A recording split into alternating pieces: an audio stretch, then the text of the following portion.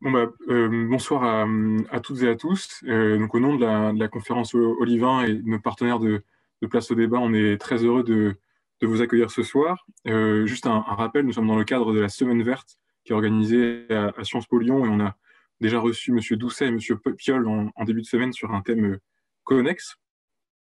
Et donc ce soir, c'est encore un thème qui va lier institutions, le politique et l'écologie qui nous rassemble, avec les deux invités que je salue, Monsieur Damien Carême et Monsieur Dominique Bourg, à savoir l'écologie du mouvement politique au parti de gouvernement. Alors vous, Dominique Bourg, vous êtes philosophe, vous avez une longue carrière universitaire et donc vous êtes aujourd'hui professeur honoraire à l'Université de Lausanne. Votre carrière intellectuelle qui serait difficile de résumer, que j'espère que vous allez reprendre un peu, s'intéresse notamment à l'éthique dans un contexte de transition écologique, aussi aux formes de la croissance et à son matérialisme, et notamment à la démocratie auquel vous avez consacré plusieurs ouvrages. Vous avez donc souvent nourri le politique, notamment à travers de la commission Coppens en 2004, à l'origine de la Charte de l'environnement, intégrée à la Constitution. Vous avez été aussi le président du conseil scientifique de la Fondation pour la nature et l'homme, la Fondation Nicolas Hulot. Et après cela, en 2018, le 23 novembre, au matinal, vous êtes jeté dans le bain pour devenir la tête de liste d'une liste de rassemblement Urgence Écologie aux élections européennes de 2019, aux côtés de Delphine Batho. Vous avez donc un petit peu changé de rôle, pas forcément de perspective. Le but était sans doute de faire immerger ou de faire permettre à certaines idées de faire irruption dans le débat politique, de les faire hurler dans le cœur, je vous cite. Vous nous parlez sans doute de cette expérience aujourd'hui. Vous êtes peut-être un petit peu désabusé du monde politique. C'est en tout cas vos mots dans La Croix il y a un an, avec une sous-médiatisation des idées écologiques ou de vos idées pendant la campagne, et face à je vous cite encore, des Robocop de la politique.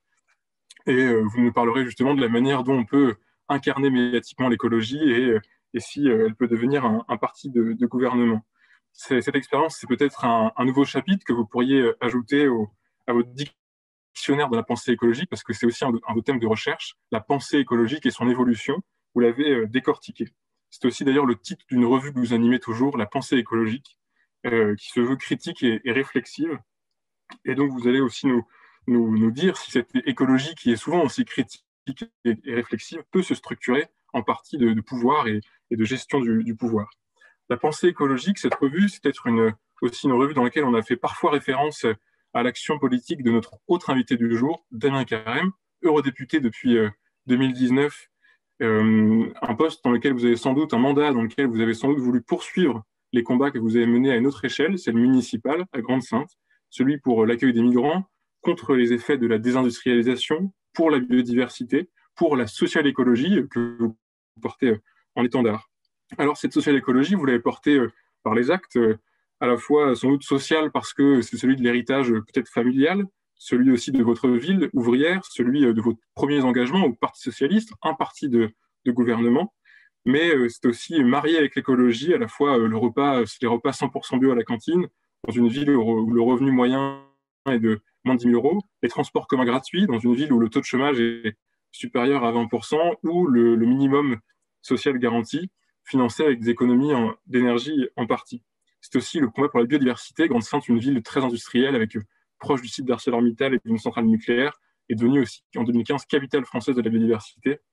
C'est sans doute l'un des combats que vous avez portés, que vous racontez dans votre livre « On ne peut rien contre la volonté d'un homme », cette volonté qui vous a notamment permis et poussé à accueillir des migrants contre la volonté de l'État lors conséquente de la crise des réfugiés, et de monter le premier camp qui répond aux normes du Haut-Commissariat aux réfugiés des Nations Unies à Grande-Synthe, notamment pour des réfugiés kurdes. Alors vous êtes un pionnier de la sociale écologie, vous connaissez les appareils, les ONG, les militants et les partis, et donc on va vous demander si le parti de gouvernement il est souhaitable, s'il est possible, ou alors quelle forme pour la gouvernementalité de la sociale écologie.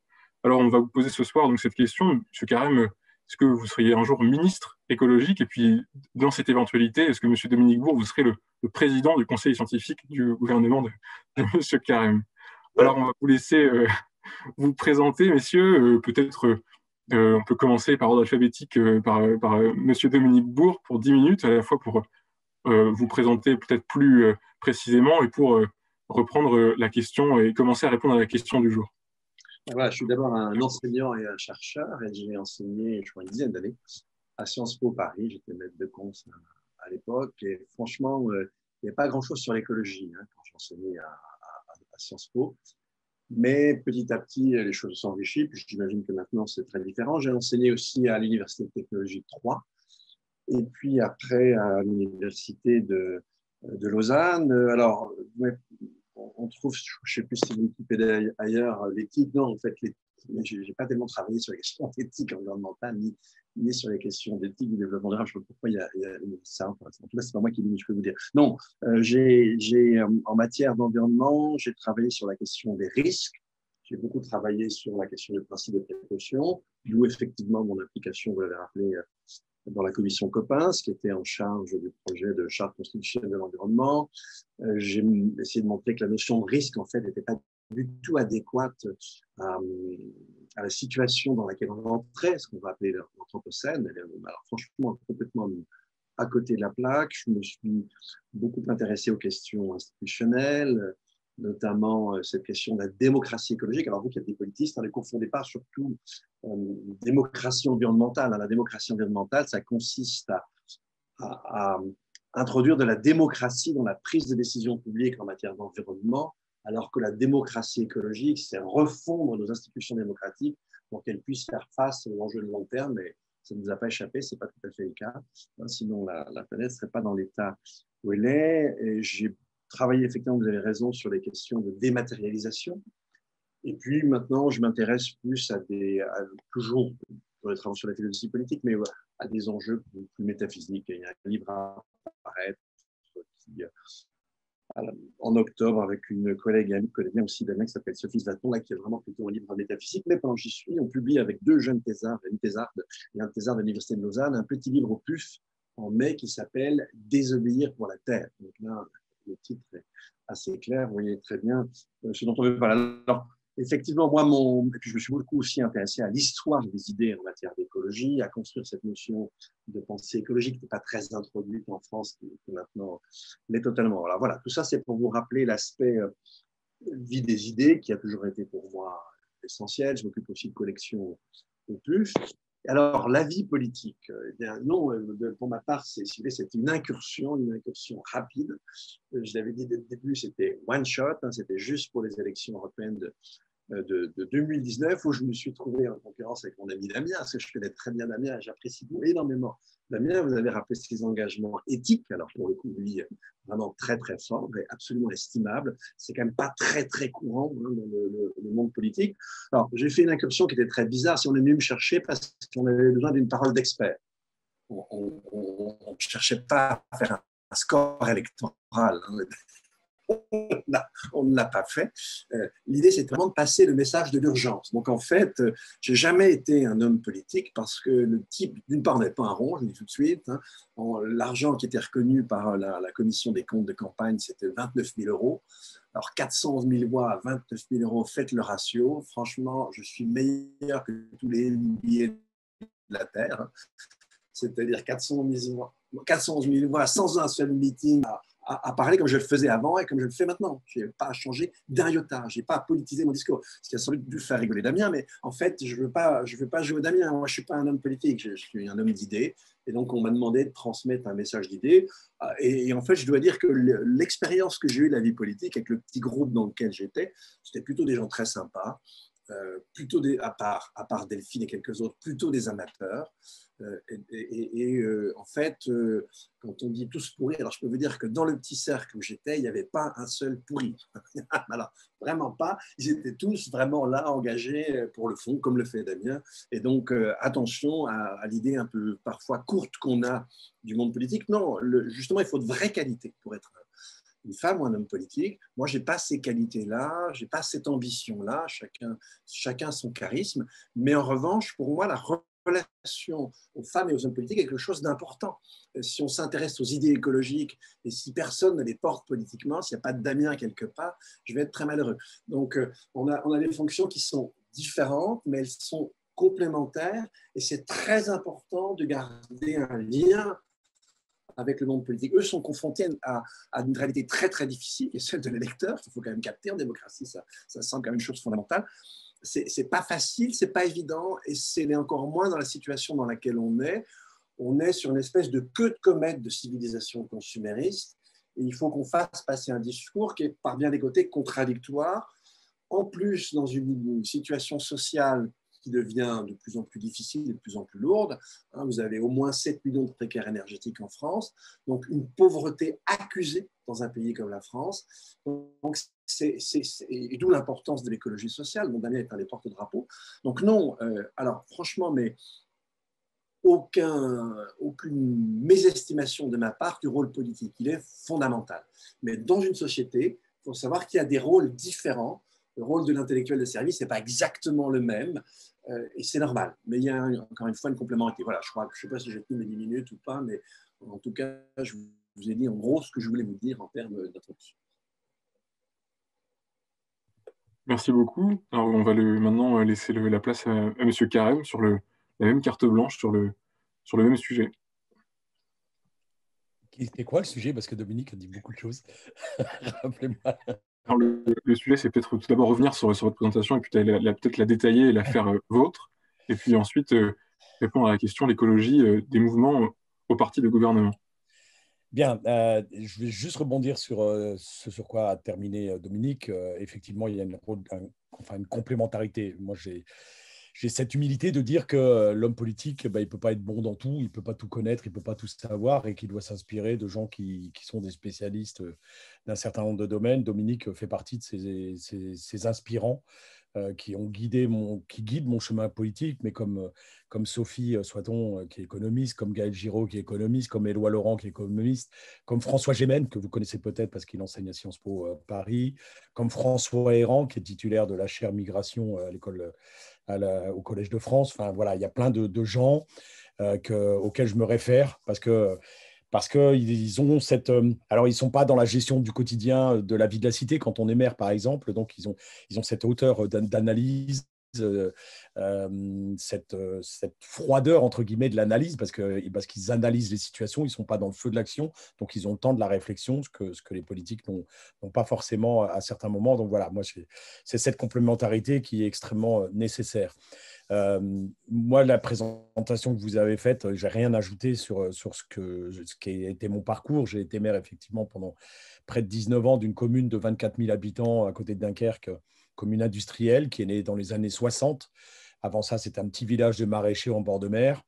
Et après, pour l'État français, pour dédommager l'agglomération dunkerquoise qui avait beaucoup souffert pendant la guerre, a décidé de l'implantation de la sidérurgie en bord de l'eau pour relancer l'économie locale et le port.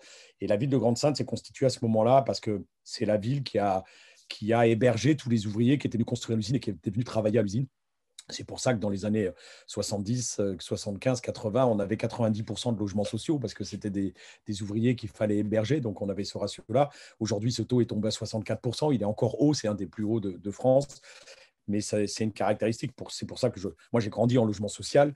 Mon père était ouvrier à l'usine dans un premier temps, avant de devenir maire de la ville, effectivement. Mais on était avec 6 frères et sœurs dans ce logement social parce que ça répondait à la demande des ouvriers qui sont là. Et je ne fais jamais, moi, le rapprochement entre difficultés sociales ou difficultés de délinquance, etc., et présence de logements sociaux. Je me suis beaucoup battu contre ça parce que ce sont plein d'idées reçues.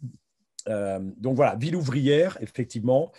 Vous aviez rappelé les taux, c'est 28% de chômage dans la ville, 33% de foyers qui vivent sous le seuil de pauvreté. Le seuil de pauvreté, alors haut, vous savez qu'il y a 2 seuils de pauvreté, 33% qui vivent avec moins de 1 200 euros par mois et 17% qui vivent d'ailleurs avec moins de 850 euros par mois.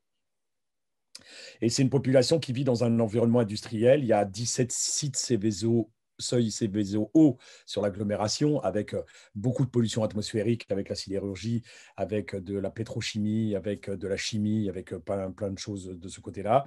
Et donc, l'espérance de vie des hommes sur le Dunkerquois est 5 ans inférieure à la moyenne de vie, à l'espérance de vie nationale en France. Par exemple, c'est des caractéristiques sociales fortes. Et quand on est maire à un moment de ville dans cette situation-là, on cherche des solutions.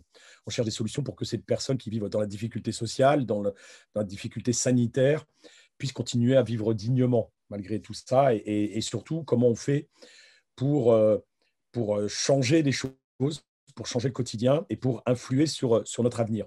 Cette ville, elle a vraiment une caractéristique, c'est qu'elle est vraiment l'exemple de la faillite du système et du modèle de développement qu'on a mis en place à la sortie de la guerre.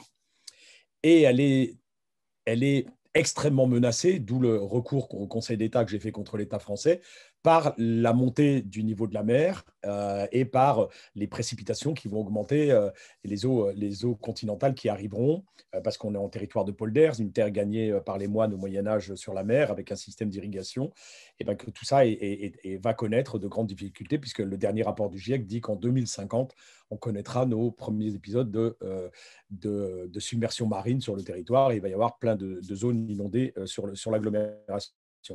Donc, on est voilà, le produit de ces 30 glorieuses, que certains appellent les 30 piteuses, sur la ville, et en même temps les premiers à voir pratiquement les conséquences de cette folie qui nous animait à la sortie de la guerre. On peut agir, et c'est l'intérêt du maire. C'est vraiment, je le dis, je l'ai toujours dit, c'est la plus belle des fonctions, parce que vous pouvez intervenir dans tout le quotidien des habitants. Sur le logement, vous pouvez intervenir sur la nature, vous pouvez intervenir sur les mobilités, vous pouvez intervenir sur le social, sur la culture, sur l'éducation, sur l'alimentation. Voilà, vous pouvez agir sur tous les pans de vie du quotidien. Vous avez les clés pour apporter, pour faire en sorte, par exemple, que les logements qui soient construits dans votre ville soient tous des logements basse consommation, des bâtiments basse consommation ou des logements passifs. Même si la compétence logement n'est pas une compétence de la ville, c'est bien souvent vous qui octroyez les permis de construire. Et ben, quand vous octroyez un permis de construire, vous pouvez mettre en concurrence des promoteurs ou des bailleurs et vous le donnez à celui qui a les plus hautes performances énergétiques. Pourquoi ? Parce que ça répond à une baisse des émissions de gaz à effet de serre, qui sont donc la réponse collective, et à la réponse individuelle des locataires ou des propriétaires qui vont prendre possession de ces appartements. Vous soignez leur facture énergétique, et donc ce que j'appelle moi non pas le pouvoir d'achat, mais le pouvoir de vivre, parce qu'en même temps que ça leur ramène des euros, ça évite de dépenser de l'argent, ça leur permet aussi, grâce à cette action sur le climat, de se donner une espérance de vie plus longue. Donc, on le fait dans le logement, on le fait dans l'alimentation. Vous l'avez dit, 100% du bio dans les cantines depuis 2011. Autre inspirateur qui m'ont beaucoup titillé à certains moments, c'est Jean-Paul Jaude et Béatrice Jaude qui ont fait un certain nombre de documentaires sur la nature, dont un qui s'appelait « Nos enfants nous accuseront ». Sur l'alimentation bio. Et moi, c'est en voyant ce documentaire en 2010 que j'ai décidé de passer le lendemain. Il s'était diffusé avec Jean-Paul qui était venu discuter de son documentaire sur la ville. Et c'est le lendemain que j'ai décidé de passer toutes nos cantines au 100% bio, ce qui a baissé la part de la viande carnée. Alors, c'est Sciences Po Lyon et c'est un débat aujourd'hui qui est en cours à Lyon. Et voilà, c'est un débat qui est extrêmement intéressant. Pour limiter le coût, alors on n'a pas augmenté la participation pour les habitants parce que ce n'était pas une de leurs demandes, mais c'était de ma responsabilité, moi. On me confie les enfants pour les nourrir. Moi, je veux les nourrir correctement. Je ne veux pas qu'un jour, effectivement, ces enfants m'accusent à un moment donné. Puis après, on a étendu ça avec des jardins partagés en ville pour que les gens continuent à se nourrir en bio le soir. C'est la mobilité, effectivement, là, c'est sur la casquette de l'agglomération. Puisque moi, 25% des foyers n'avaient pas de véhicule, parce que posséder un véhicule, ça coûte cher. On dit que c'est 4 500 € par an en moyenne, le coût de possession d'un véhicule. Et ben, ils n'ont pas les moyens de s'acheter un véhicule. Ils sont donc tributaires des réseaux de transport en commun. Et quand le réseau est mauvais, c'est un vrai problème pour eux. Ils mettent beaucoup de temps pour aller voir un parent qui est hospitalisé ou pour aller voir des amis ou des copains de l'autre bout de l'agglomération. Donc, on a refondé tout le réseau sur l'agglomération. J'étais vice-président au transport sur l'agglomération à ce moment-là.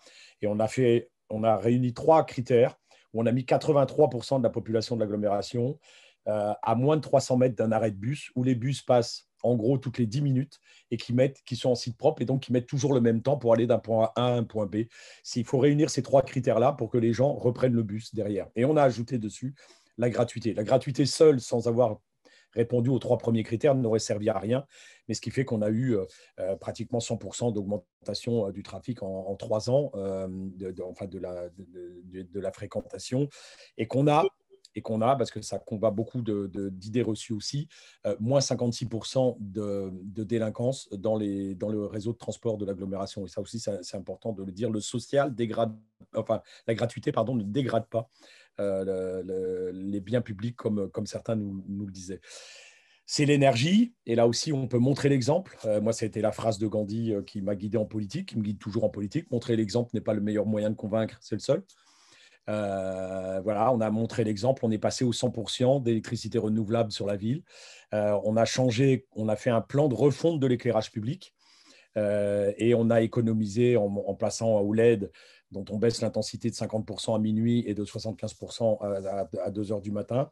On a fait une économie de 500 000 euros dès la première année de mise en route uniquement sur l'éclairage public. Et cet argent-là, on a décidé de le mettre dans un fonds qu'on a appelé minimum social garanti, où effectivement le but, c'est une allocation qui est donnée par le Centre communal d'action sociale et qui sert à faire en sorte qu'il n'y ait plus de foyers qui soient sous le seuil de pauvreté. On fait le différentiel avec ce que touchent les gens, que ce soit le minimum vieillesse, que ce soit le RSA, que ce soit les allocations qu'ils touchent ces personnes, pour le mettre et on le donne différentiel pour les amener au taux de pauvreté à 850 euros. Je vous ai dit qu'il y avait 17% des foyers qui vivaient sous le seuil des 850 euros. Et aujourd'hui, il ne devrait plus y en avoir. Non, je ne suis plus maire de la ville, donc je ne peux plus me garantir de ça, mais c'était ce but-là. Donc, c'est là où je dis que c'est de l'écologie sociale, parce que c'est moins d'énergie, c'est le respect de la biodiversité nocturne, et du coup, les économies nous servent à faire du social. Et c'est aussi un lien avec Dominique. On a créé le premier revenu de transition écologique sur le territoire de la ville de Grande-Synthe avec la Fondation Zoïne, dont Dominique préside le conseil scientifique, qui est en fait une allocation sous forme soit là aussi de revenus transitoires pour des gens qui font le choix de passer d'un métier ou qui se lancent dans une formation vers des métiers à faible impact environnemental. Donc, ça peut être des gens qui se lancent dans une ressourcerie, dans une ressourcerie ou dans la réparation de vélos, par exemple, et qui ont besoin d'amorçage pour lancer leur affaire, qui ont besoin de tenir un certain temps pour pouvoir vivre de leur activité. Et voilà, on les aide dans ce temps-là. C'est au sein d'une coopérative, d'une coopérative, et après, ils deviennent sociétaires de cette coopérative, ils contribuent à la coopérative et c'est un système vertueux qui s'auto-alimente. Voilà, on a lancé ça peu de temps avant que je parte aussi de Grande-Synthe. Ça poursuit, je l'ai présidé. La présidence est assurée maintenant par quelqu'un de la Fondation Zoïne du Nord, là-haut. Voilà. Et puis, il y a le côté migrant qui a effectivement fait la médiatisation de la ville de Grande-Synthe en 2015 quand j'ai décidé de réaliser ce camp avec Médecins sans frontières. Ça aussi, pour moi, c'est de l'écologie. C'est apprendre à vivre les uns avec les autres. C'est de la politique, hein. C'est de la gestion de la cité, c'est la vie de la cité. Et puis, l'écologie, c'est les sciences qui ont pour objet d'étudier les relations entre les êtres vivants et les êtres vivants et leur environnement. Et ben pour moi, voilà, on a fait cette explication auprès de la population quand on a accueilli. On avait pas loin de 2500 personnes qui arrivaient dans une ville de 24 000 habitants, plus de 10% de la population. C'était important. J'ai jamais eu une manifestation, j'ai jamais eu une pétition contre la présence de ces personnes, ce que j'appelle moi des chercheurs de refuge, parce qu'ils sont là de passage, ils ne veulent pas s'implanter, ils veulent aller en Angleterre, ceux qui s'arrêtaient sur la ville. Et quand on fait de l'explication, de la pédagogie avec une population avec laquelle vous travaillez au bien-être, en fait, au quotidien, parce qu'à chaque fois qu'on lançait une opération, on expliquait dans quel contexte ça se faisait, dans quel contexte, pourquoi on faisait ça, quel était l'intérêt pour les gens eux-mêmes, quel était l'intérêt pour la société en règle générale, et ben voilà, ils l'acceptent, enfin voilà, ils comprennent. Et quand vous mettez en relation ces populations accueillantes et ces populations accueillies, eh ben, il se passe des choses dans les écoles, il se passe des choses dans les clubs sportifs, il se passe des choses dans le milieu culturel. Et c'est extrêmement intéressant, enrichissant et grandissant pour toute la population. Merci beaucoup, messieurs, pour ces propos introductifs très intéressants. On est très heureux de vous avoir avec nous ce soir. Je remercie aussi les participants d'être nombreux avec nous. Je vais en profiter pour rappeler quelques petites consignes concernant la conférence. Je vous prierai de bien vouloir garder vos micros fermés lorsque les intervenants parlent. Si vous avez des questions, vous pouvez les poser soit directement dans le chat si vous ne souhaitez pas prendre la parole et nous relayerons vos questions. Sinon, vous pouvez aussi utiliser l'outil qui se trouve dans l'onglet participants pour lever la main et poser directement vos questions. Alors, peut-être pour ouvrir le débat, moi, j'en aurais une assez générale. Donc, ma question est la suivante. Le temps politique est-il adapté à l'urgence climatique? Puisqu'au fond, la structuration de l'écologie en mouvement politique ne serait pas trop lente par rapport à l'urgence des combats qu'il porte. Je vais laisser Dominique Bourg peut-être répondre en premier et M. Carême, vous pourrez prendre la suite. Oui, c'est une question méchante, parce que d'une certaine manière, on voit bien que ce n'est pas simplement le politique, hein. C'est l'aptitude d'une société à bouger, et on est dans une situation qui est une situation très, très particulière. J'ai commencé un peu à le dire. Les enjeux écologiques, ils remettent en cause, au-delà de nos modèles économiques, ils remettent en cause un modèle de civilisation.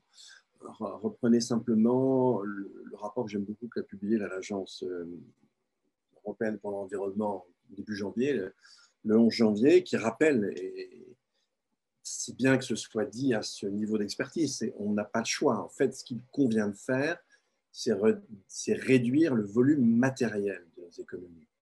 Réduire le volume matériel de nos économies, c'est réduire les flux de matière, les flux d'énergie. Vous savez que ce sont eux avec la démographie qui dégrade très fortement et de façon accélérée l'habitabilité de la Terre.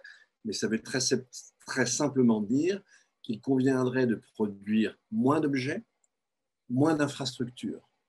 Vous imaginez, si jamais on se met à faire ça, et si on ne le fait pas, vous connaissez la suite, si jamais on se met à faire ça, le choc, il est violent et il est radical pour la société.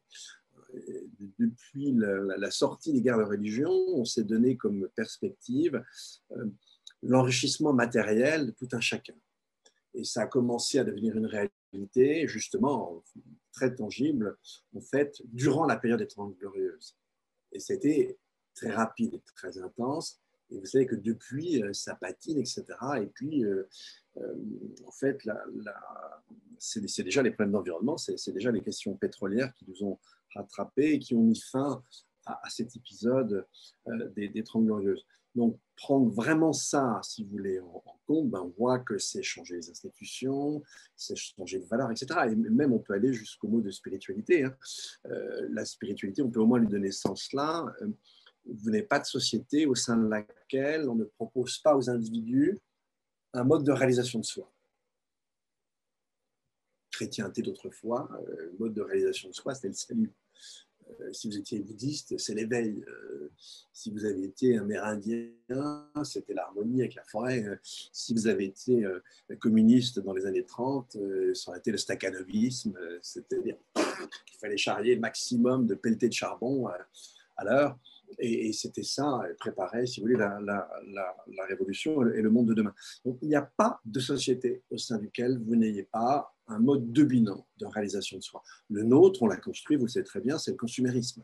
Et ce consumérisme, c'est de plus en plus d'objets, de plus en plus d'infrastructures, et puis finalement une démographie qui galope.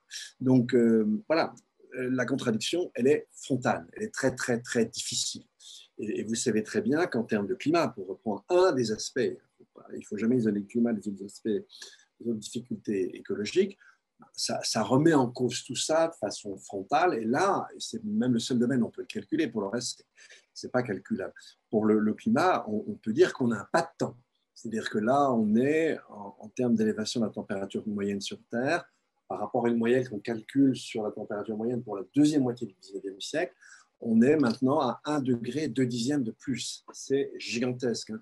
Je vous rappelle que, sauf accident, quand on passe d'une ère glaciaire à une interglaciaire ou vice-versa, la température, elle évolue d'1 degré par 1000 ans, ce qui permet plus facilement à la vie de s'adapter. Là, on a pris 1 degré en 40 ans. En fait, si vous voulez, il y a une augmentation de 2 dixièmes qui est due à la sortie du petit âge glaciaire. Ça, c'est juste ce début du XXe siècle jusqu'au seuil des années 40, vous avez un plateau, et la température commence à remonter grosso modo à compter la moitié de la décennie 70. D'accord ? Et là, entre fin des années 70 et aujourd'hui, on a pris 1 degré en 40 ans. Et d'après pas mal de modèles, on devrait encore connaître une augmentation de 8 dixièmes, et cette fois-ci en 20 ans. Donc là, et si on ne bouge pas, et à l'échelle internationale dans les 10 ans, on explose les 2 degrés. N'oubliez pas que ces 2 degrés, c'est grosso modo les émissions accumulées jusqu'à aujourd'hui. Ce n'est pas celles qu'on va accumuler d'ici à 2040. Il y a une inertie du système. Donc oui, effectivement, on a un timing extrêmement serré avec une humanité qui ne veut toujours pas comprendre. Moi, je vais vous donner un simple exemple, c'est la manière dont on a médiatisé Persévérance, le petit robot qui est venu sur Mars. C'est totalement délirant. C'est-à-dire qu'en fait, si vous voulez, Persévérance, c'est de la technique. Il n'y a rien d'humain. Et vous n'avez pas besoin d'amener des combinaisons pressurisées, de l'eau, de l'énergie, etc. Alors, très peu, c'est une pile atomique, très petite et très peu pesante.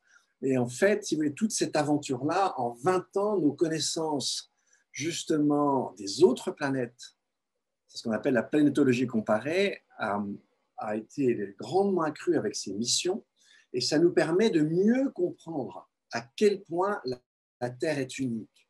Alors, si vous pensez que vous allez terraformer Mars, oubliez tout simplement une atmosphère de type terrestre. La masse même de Mars, donc la gravité que permet Mars, ne permettrait pas à une atmosphère comparable à la nôtre de se maintenir. Elle se barrerait dans l'espace. Si vous voulez, au contraire, et puis en plus, si jamais on amenait un vol, alors, il faudrait qu'on y arrive, mais pour quelque temps, un vol sur Mars, ça serait une catastrophe, un vol humain. Tout simplement parce que ça nous interdirait, compte tenu de la fuite de bactéries, de savoir vraiment s'il y a une vie sur Mars, comment elle aurait pu venir, etc. C'est-à-dire, sur un plan scientifique, ça serait une catastrophe. Et là, vous avez eu une espèce de digoulinade de conneries sur tous les plateaux, où tout le monde est passé de Persévérance à un vol habité, et en plus à une terraformation de Mars qui est une connerie. Et évidemment, vous avez les acteurs de ce monde débile et fou, un Musk. Alors, si vous admirez Musk, je vous assure qu'avec moi, ça va mal se passer. Pour moi, c'est sans doute un bon industriel, mais c'est le crétin parfait qui illustre parfaitement le système qui nous amène à crever. Et voilà le genre d'individu qu'on donne comme icône à admirer pour les foules. Et c'était dégoulinant de conneries sur tous les plateaux. On passait de l'un à l'autre, ça n'a rien à voir. Et on efface tout ce qui était intéressant dans cette conquête de l'espace, c'est justement l'acquisition de connaissances qui nous amène à comprendre que, bah oui, on est sur une planète unique, on ne va pas se barrer ailleurs. Il n'y a pas de plan B. Si vous voulez envoyer un coupé Tesla sur Mars, c'est assez con pour, ça a été fait, je vous le rappelle, ça n'a aucun intérêt. Donc, si vous voulez, alors ça, effectivement, essayer de faire passer ce message politiquement et faire passer le message de l'écologie sociale. Alors, on peut le faire, comme Damien l'a fait merveilleusement, à l'échelle de Grande-Sainte, mais vous voyez bien que ce n'est pas facile à une échelle plus générale. Et donc, effectivement, vous avez raison, il y a cette espèce de contradiction, mais voilà, cette contradiction, on est tous devant. Si vous avez une solution pour la surmonter, je serais très heureux de la prendre. Moi, je vous dis tout de suite, je ne l'ai pas. La seule solution que j'ai, c'est se battre, c'est convaincre. Mais évidemment, je n'ai pas de solution miracle. Et c'est la situation très, très particulière dans laquelle on est, parce que, si vous voulez, on accumule en fait toutes les difficultés, toutes les crises en même temps.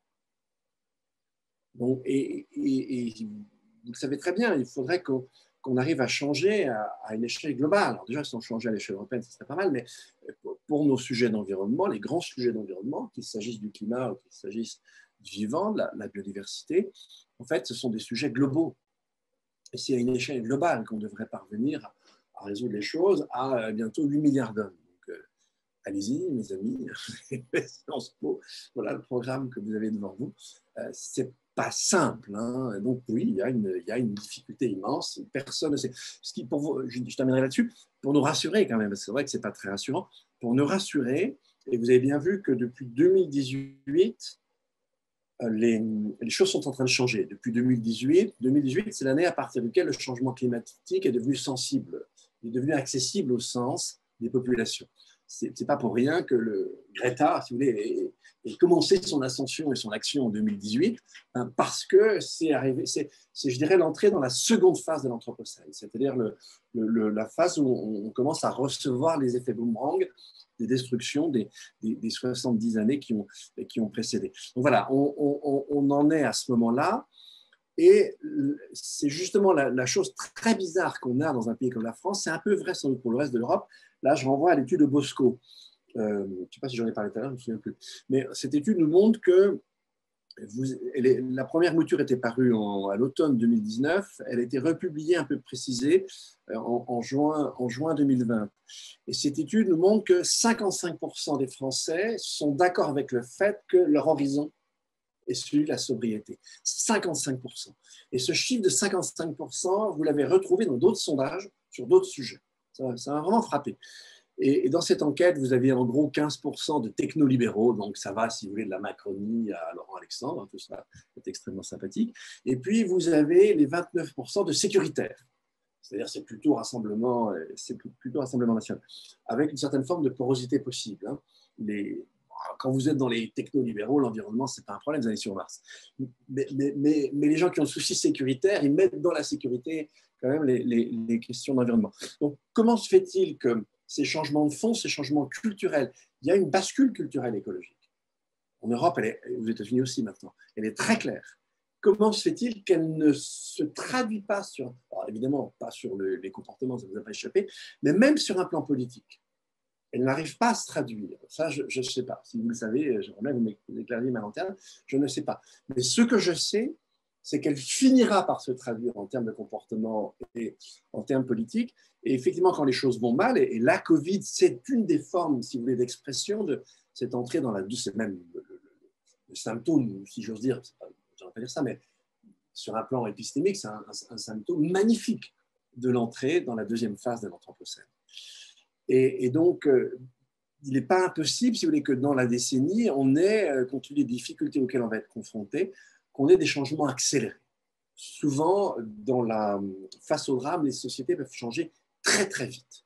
Et c'est en tout cas ce sur quoi il faut tabler pour un avenir, j'espère, quasi immédiat. Là, j'en ai fini.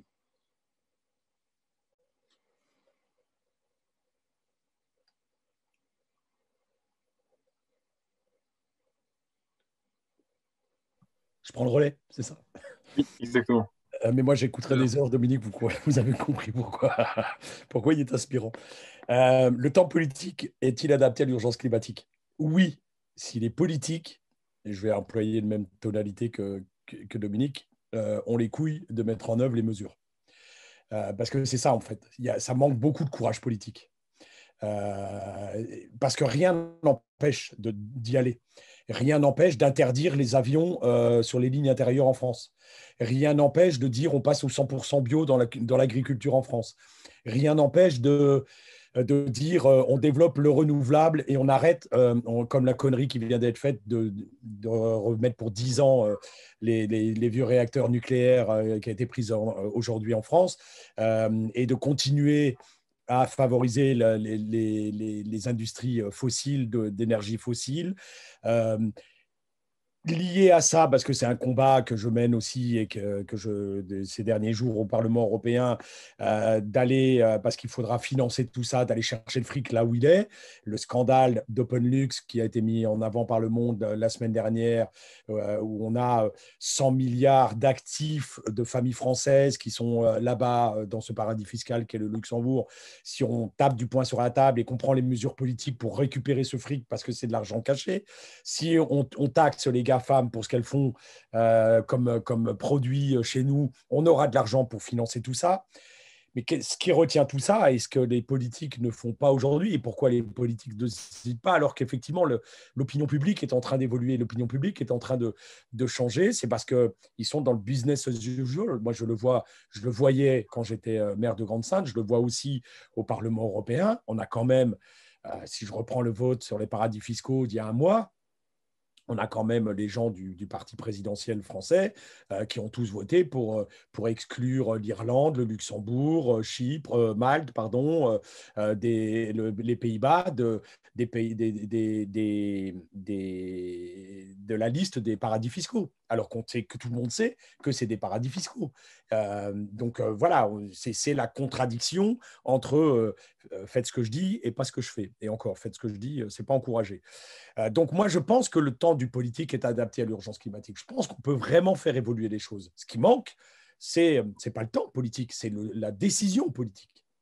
C'est d'avoir Alors peut-être là maintenant qu'avec le jugement sur l'affaire du siècle, peut-être qu'avec la suite, puisque vous savez que j'ai fait ce recours au Conseil d'État contre l'État français pour son inaction en matière de changement climatique, il avait jusqu'au 19 février, donc la semaine dernière, je ne sais même plus quel jour on est, la semaine dernière, vendredi dernier, pour présenter sa copie, pour savoir comment il allait.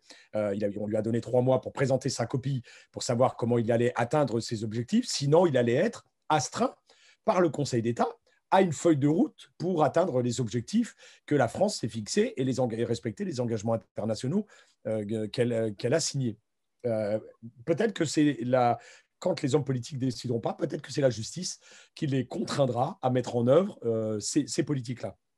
Et après, et Dominique a raison, c'est un changement radical de modèle de vie, de modèle de consommation dans lequel on nous plonge du matin au soir à travers tous les médias. L'exemple que tu as pris pour Mars, qui a été mis en avant, moi j'ai trouvé ça aussi, mais aberrant ce qui s'est passé là.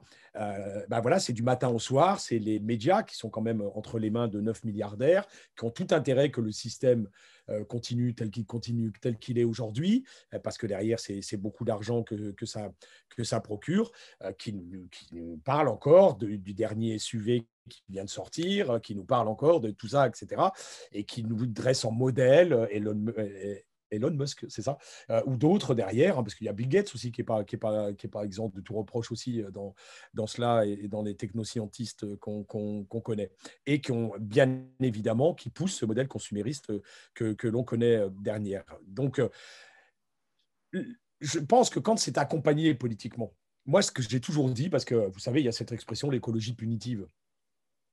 Il n'y a aucune écologie punitive quand elle est bien menée. L'écologie, elle est joyeuse. Et justement, quand on lutte contre le consumérisme dans une commune telle que je l'ai fait moi, on fait et je crois que Dominique, tu l'avais visité, on fait ce lieu qui, chez nous, on l'avait appelé Troc & Co, mais ce lieu, c'était une outitech, une grainothèque, où on se dit, plutôt que de chacun acheter une perceuse, chacun acheter une défonceuse, chacun acheter un Karcher pour nettoyer sa terrasse, on l'achète en commun et on se le partage.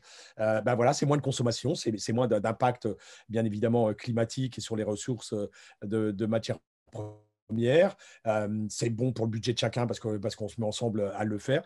Et finalement, les gens se rencontrent et les gens se parlent et ça crée du lien social dans une collectivité. Quand on fait des jardins partagés au pied des immeubles pour que les gens puissent cultiver leur propre denrées alimentaires uniquement en cultivant en bio, les gens se rencontrent, ils jardinent ensemble, ils échangent des recettes, parce que quand c'est la période du chou en hiver, il faut savoir accommoder le chou sous toutes les manières. Donc on échange les recettes, on le fait ensemble et ça aussi, ça crée du lien social dans la ville. Donc l'écologie, c'est vraiment la rencontre des êtres humains, c'est vraiment c'est gai quand on fait, pour se passer aussi des perturbateurs endocriniens dans les produits ménagers, dans les cosmétiques ou dans les produits d'entretien.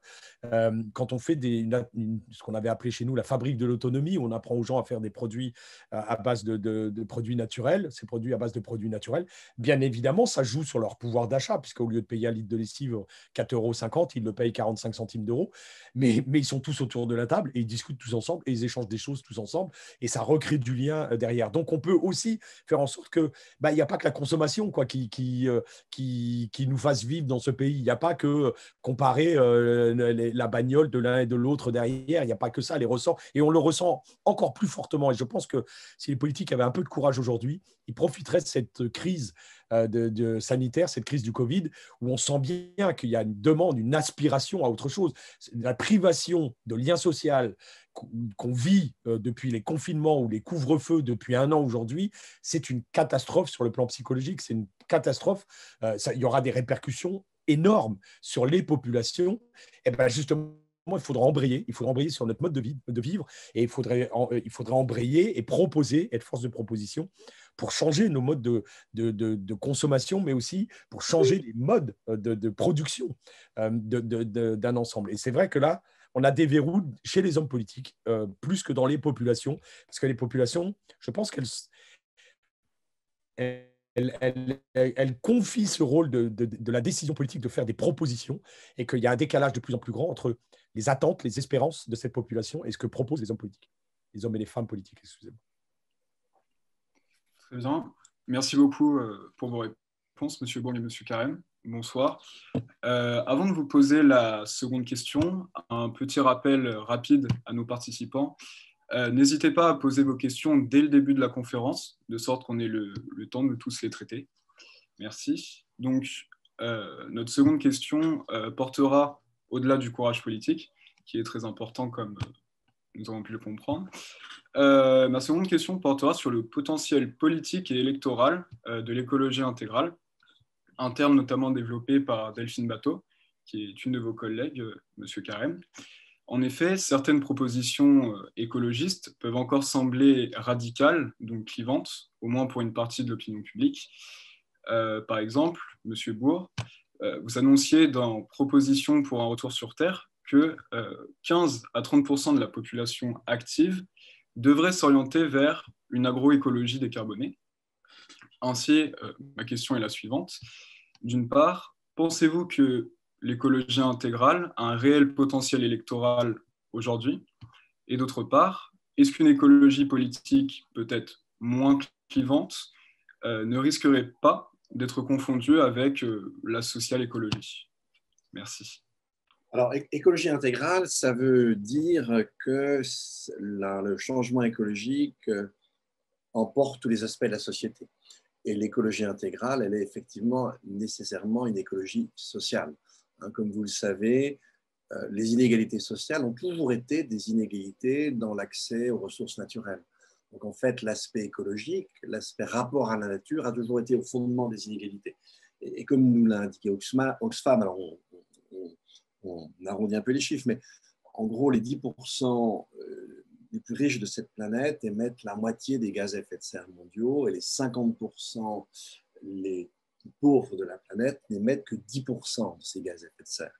Et donc, en fait, quand je vous parlais tout à l'heure de flux de matière et de flux d'énergie, de volume de nos économies, de production d'objets, d'infrastructures, il est clair que plus vous êtes riche, et plus vous accédez à des objets, etc., à des infrastructures, eh bien, en fait, plus vous contribuez, si vous voulez, à cette destruction. Donc, écologie intégrale, ça veut dire ça ne s'oppose pas du tout à écologie sociale. Hein. C'est une autre manière de dire, en fait, si vous voulez, si vous voulez la même chose.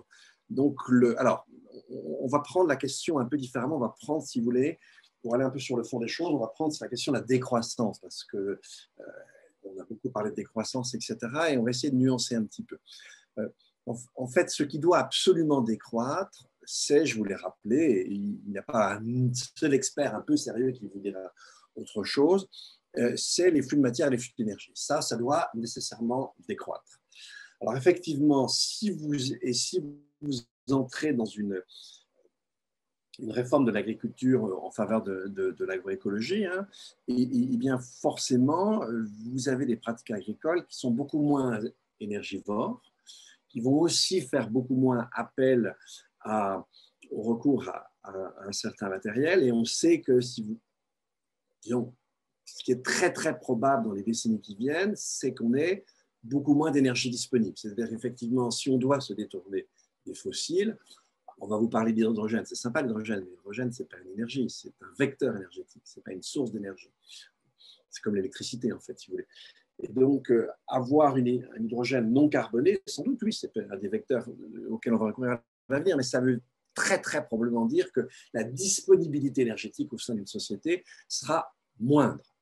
Et là, effectivement, à la fois pour cette raison-là et à la fois pour restaurer si vous voulez, les écosystèmes autour de nous, la seule pratique agricole qu'on pourrait retenir, c'est ce qu'on appelle l'agroécologie, dont la bio fait partie, si vous voulez.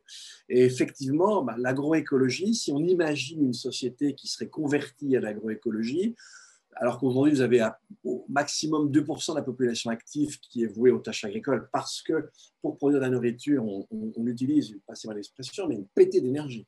Donc effectivement, si ça n'est plus le cas, eh bien, effectivement, vous allez remplacer par quoi? Je suis désolé, hein, les amis, mais par de l'huile de coude. Et donc, du coup, vous aurez une main-d'œuvre allouée aux tâches de production alimentaire qui va être plus importante. Alors, aujourd'hui, quand vous allez regarder du côté des agroécologistes qui s'intéressent, ils vont s'intéresser au low-tech, effectivement. On se dit comment faciliter le travail humain sans consommer énormément d'énergie. Et là, je vous renvoie à un dossier qu'on a publié dans la pensée écologique sur le low-tech. Il y a pas mal d'exemples qui sont pris à l'agriculture. Et là, je vous renvoie à un livre que j'ai aussi publié dans ma collection de Mathieu Calame, qui est un agronome. Le titre qu'on a donné n'est pas génial, mais à coup de pas, c'est Réenraciner l'agriculture. En fait, ce que montre ce livre de Mathieu Calame, c'est que, en fait, il n'y a que 4 types de sociétés dans l'histoire. Vous avez les communautés agraires qui ont accompagné et découlé de la révolution néolithique. Vous avez petit à petit, au bout de quelques milliers d'années, les empires agraires. Vous avez eu les cités marchandes et vous avez la société industrielle. 4. Chacun de ces types de sociétés est solidaire d'un type d'agriculture. Donc, vous n'écologiserez pas la société si vous n'écologisez pas l'agriculture. Et si vous écologisez la société, vous aurez forcément un type d'agriculture qui n'est pas celui qu'on connaît, qui est du côté de l'agroécologie. Oui, donc, en gros, c'est 15%, mais simplement, effectivement, imaginez une société où la mobilité est plus rare. Quand vous avez des récoltes, c'est forcément une partie de la société qui devra s'y mettre. Les 15% n'y suffiront pas et on pourra assez difficilement aller les chercher très loin. Donc, on peut imaginer que par moment, vous ayez jusqu'à 30% effectivement de la population. Et donc, je reviens à mon idée de décroissance. Décroissance des flux de matière, décroissance des flux d'énergie, c'est une nécessité. Il faut qu'on restaure les écosystèmes et il faut qu'on empêche à tout prix d'exploser ces 2 degrés. Si ça vous intéresse, je peux vous dire ce que ça veut dire exploser les 2 degrés. Mais bon, c'est extrêmement dangereux pour nous et c'est qu'un aspect des choses.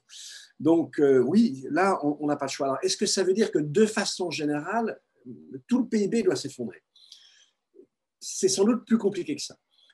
En fait, ce qu'on a voulu nous faire croire avec le développement durable, c'est qu'on pouvait continuer la croissance en fabrication d'objets et la croissance en infrastructure donc pour continuer à augmenter le PIB en découplant, c'est-à-dire en faisant baisser les flux d'énergie et les flux de matière. Ça, c'était le Graal, mais ça ne marche pas. Depuis le début des années 2000, même, c'est même pire que ça, c'est-à-dire que la croissance de consommation de ressources au monde est plus rapide que la croissance du PIB. Donc, bonjour, le découplage, on fait l'inverse. En matière d'énergie, il y a une forme de découplage, c'est-à-dire en gros, par point de PIB, on est à 0,6 de point de croissance en matière énergétique. Ça, c'est beaucoup trop aujourd'hui. Donc, voilà. Alors, est-ce qu'on pourra développer, si vous voulez, des activités qu'on appelle des activités humano-centrées, autour de la culture, autour de la santé, autour des relations sociales, pour avoir un PIB qui ne s'effondrerait pas, mais avec des flux de matière et des flux d'énergie qui décroîtraient. Ça serait sans doute la solution la plus facile. Mais tout le monde tâtonne, personne n'a vraiment la solution. Mais en tout cas, ça semble une voie intéressante. Donc, on a cette obligation de faire décroître les flux de matière et les flux d'énergie. Est-ce que ça s'accompagne forcément d'un effondrement du PIB? Pas nécessairement. Maintenant, attention, faites attention, dans les bénéfices de la croissance, ils sont au moins autant liés à la redistribution du surplus de richesse au surplus humain. Donc voilà, il y a toute cette espèce de constellation qu'il faut avoir en tête. Il ne faut pas être idéologue là. Si effectivement on peut faire croître la générosité, l'intelligence, la bonté, l'inventivité, vous n'allez quand même pas dire non. Donc la décroissance comme programme général, c'est débile. La décroissance des flux de matière et des flux d'énergie, oui, ça, c'est pas débile, c'est une nécessité. Donc voilà, faut bien tenir ça. Et pour le moment, tout le monde tâtonne. On ne sait pas encore exactement. Et pourtant, je suis désolé. Et en fait, on le fera qu'en marchant. On le fera qu'en changeant la société. Imaginez un énorme grande sainte, ouais, là, on commencerait à pouvoir expérimenter des trucs qui seraient pas mal. Et on n'arrivera pas à faire autrement. Il faut être clair là-dessus. C'est-à-dire que le politique demain, c'est le politique comme aujourd'hui si vous voulez, l'agroécologie, celui qui fait l'agriculture en agroécologie, c'est une forme de chercheur. Et certains d'entre vous connaissent la permaculture, on va essayer de jouer des compositions entre différentes plantes différentes, avec les sols, avec le climat, etc. L'agriculteur d'aujourd'hui est un chercheur. Le politicien d'aujourd'hui, il faut qu'il arrête d'être un agent commercial. Ça va être difficile pour la Macronie, parce qu'ils sont très bons sur ce côté-là. Mais le politicien doit être un chercheur, il doit expérimenter. C'est ce qu'a fait Damien à Grande-Synthe. Il a expérimenté. Il vous parlait tout à l'heure, ce truc, moi qui m'est complètement frappé. Alors, effectivement, il y a le lieu du troc, où on fait l'économie de fonctionnalité sans le dire, mais il y a aussi ce bâtiment qui est d'ailleurs un bâtiment BZ, où tu l'as rappelé tout à l'heure, où les gens apprenaient à faire leurs cosmétiques avec des graines. Voilà, il faut qu'on fasse changer d'échelle. On a un défi qui est tellement énorme devant nous, il faut apprendre aux gens, on va peut-être se planter les amis, on va peut-être faire une partie d'expérience qui ne marchera pas, qui n'arrivera pas à changer d'échelle. Ok, on n'a pas le choix, on cherche. On doit être une population, si vous voulez, de citoyens chercheurs, des champs jusque dans les universités. Là, c'est normal, normalement, on est payé pour ça. Mais là, il faut que tout le monde le devienne, parce qu'on a un changement gigantesque à réaliser, et on ne peut le réaliser sans violence que si on accepte qu'on peut se tromper. Si on n'accepte pas à l'entrée qu'on peut se tromper, on n'y arrivera jamais. Et puis vous aurez une population frustrée, et puis on se payera l'effondrement de la biodiversité et l'effondrement du climat, etc. Donc voilà, c'est ça qu'il faut qu'on arrive à être, des citoyens chercheurs, expérimentateurs. Alors ça panique certains, mais on n'a pas tellement de choix. Peut-être Monsieur Carême sur le même sujet. Oui, mais j'aurais besoin qu'on me rappelle le sujet encore une fois. La discussion part loin. Puis en plus, j'ai vu des questions sur le côté, enfin, dans le chat, là, qui sont intéressantes, qui peuvent se coupler avec ce que Dominique vient de dire. Donc, rappelez-moi que je réponde quand même à la question, parce qu'il faudrait... allez-y. Oui. Vas-y, Gabin. Très bien. Donc, pour rappeler succinctement, c'était une double question. Est-ce que vous pensez d'une part que l'écologie intégrale, comme Mme Delphine Batho avait pu le théoriser, a un réel potentiel électoral aujourd'hui? Et d'autre part, est-ce qu'une écologie politique qui serait peut-être moins clivante et moins intégrale, du coup, ne risquerait pas d'être confondue avec d'autres courants comme la social-écologie, par exemple? Et, excusez-moi, j'aimerais juste rajouter, parce qu'on a un peu quitté ce sujet, mais du coup, on partait aussi de la proposition de mettre 15 à 30% de la population active dans les champs, finalement, à travailler pour produire de la nourriture. Est-ce que vous pensez que les Français aspirent à ça, en fait? Parce qu'il y a aussi des raisons pour lesquelles ils votent pour Macron. Oui, je vais répondre à ça, puisque c'est moi qui ai sorti cette horreur. En fait, si vous regardez aujourd'hui en France, grosso modo, une installation sur 2 agricole, elle fait de gens, femmes et hommes en général, bien formés, et dont ni les parents ni les grands-parents étaient agriculteurs. Alors, souvent des agronomes, mais pas seulement, on peut avoir des philosophes. À mon âge, ça va être un peu dur, Damien, je ne pense pas que tu vas manger grand-chose quand je t'inviterai, mais en tout cas, on voit que c'est un mouvement assez fort. Et il y a vraiment un désir de renouer avec le vivant aujourd'hui. Le bouquin là, de Laurent Tillon sur Être un chêne, c'est un succès annoncé. Plus fort encore, celui de Delorme, Geoffroy Delorme. Alors là, c'est Être un chevreuil. Donc faire du babysitting de chevreuil, c'est quand même pas évident. Hein. Ça lui a demandé des années pour se faire accepter par le chevreuil et la chevrette. Bon. Mais au-delà de la, si vous voulez, au-delà de la plaisanterie, il y a un mouvement qui est très, très fort. Il y a un mouvement de volonté de renouer avec le vivant. Et c'est un peu l'objet du livre avec Sophie, là, qu'on sortira en octobre.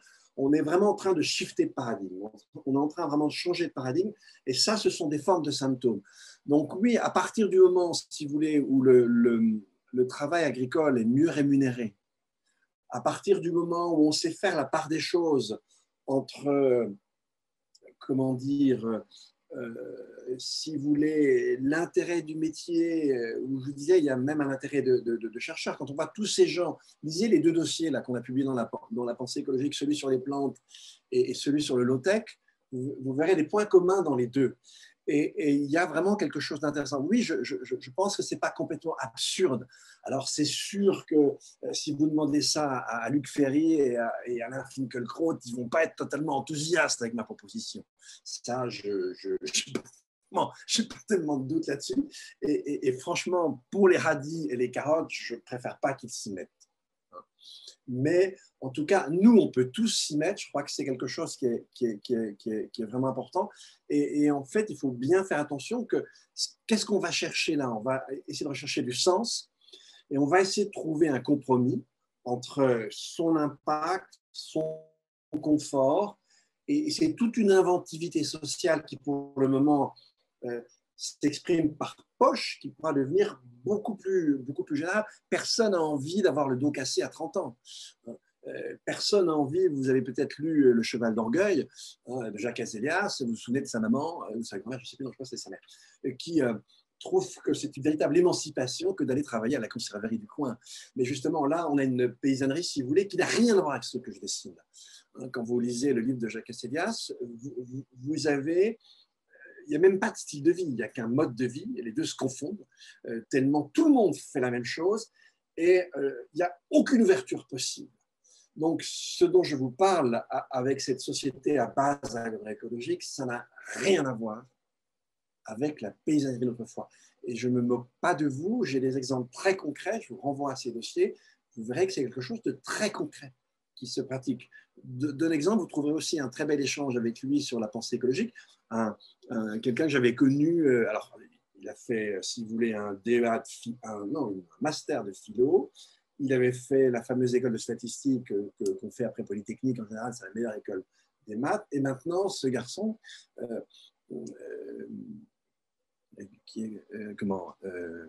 Guilhem Roux, installé avec sa compagne Élise, ont une ferme, un élevage de brebis permacole.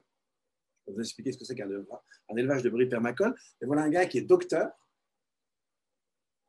qui a 3 licences et qui est berger. Et qui est complètement épanoui dans son boulot. Donc, ouvrez les écoutilles, ouvrez l'imaginaire et songez qu'on est franchement face à des changements extrêmement profonds. Regardez les gens qui sont en quelque sorte sur le front de l'invention, qui dessinent des figures de vie possibles. Ce n'est pas forcément celle-là, je ne vois pas tous là, berger et bergère, je n'ai pas encore l'air tout à fait parti pour ça. Vous allez trouver d'autres voies, mais l'essentiel, c'est que vous ayez ce même esprit d'invention, cette même ouverture de l'imaginaire. On va devoir réinventer la société dans les décennies qui viennent. Donc, ce n'est pas en regardant vers le passé, c'est pas ça c'est pas possible. Moi, j'avais fait, bah oui, en néolithique, il y a plein de choses qu'on n'a pas faites, et on les fait depuis quelques milliers d'années. Donc, voilà, c'est ça qu'il faut avoir en tête, tout en ayant bien les pieds sur terre. Quand vous élevez des brebis, si vous n'avez pas les pieds sur terre, vous allez voir que ça ne va pas marcher très longtemps. Donc, il faut à la fois avoir les pieds sur terre, un sol bien avec une entomofaune bien riche, et un imaginaire orienté vers le ciel. Et ça, sans ça, on n'y arrivera pas, les amis. Alors, oui, pardon. Parfait. J'allais justement vous demander, peut-être plus d'un point de vue politique, justement, comment est-ce que nouveaux imaginaires et nouveaux modes de société, finalement, pourraient se traduire d'un point de vue politique dans un contexte électoral, par exemple? Compliqué de répondre à ça comme ça.